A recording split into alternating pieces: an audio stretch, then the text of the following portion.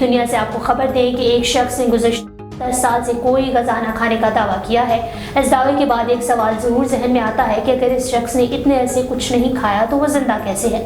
غیر ملکی media reports کے مطابق ایران سے تعلق رکھنے والے 58 سالہ غلام رضا کا دعویٰ ہے کہ انہوں نے 2006 میں کھانا کھانا چھوڑ دیا تھا اور تب سے وہ زندہ رہنے کے لیے صرف پانی اور سوڈا ڈرنکس پر انحصار کرتے ہیں۔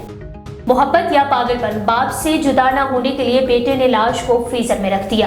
82 سالہ بیٹے نے بتایا کہ انہوں نے اپنے 101 سالہ والد کی لاش کو صرف اس لیے فریزر میں محفوظ کیا کیونکہ وہ ان کی جدائی برداشت نہیں کر سکتے تھے۔ عالمی میڈیا رپورٹس کے مطابق بیٹے نے ایک مقامی اخبار کو بتایا کہ اس نے اپنے والد جو 101 سال کی عمر میں وفات پا گئے تھے ان کی لاش کو فریج میں محفوظ کیا تھا کیونکہ اگر وہ والد کی لاش کو اپنے آپ سے جدا کرتے تو وہ جدائی سہ نہ پاتے۔ مزید برآں وہ اپنے والد سے باتیں کرنا چاہتے تھے۔ بچپن میں لارڈز آف دی رنگز اور ہابٹ فلموں سے متاثر ہو کر اپنی یادوں کو تازہ کرنے کے لیے بوسنیا کی ایک سرسبز پہاڑی پر ایک گاؤں نما قصبہ تعمیر کیا گیا۔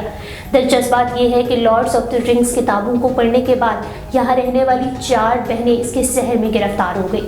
انہوں نے جب فلموں میں اس کے جادوئی مکانات دیکھے تو انہوں نے اس علاقے کو سیاحتی مقام بنانے کا ارادہ کیا۔